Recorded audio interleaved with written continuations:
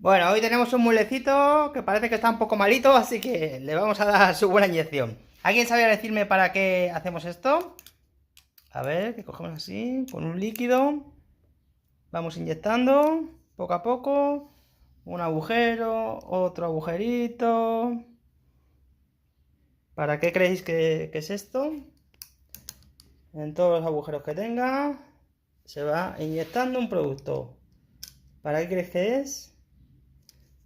Mira, tiene un montón. Agujero ahí, agujeros, agujeros, que bien se ven.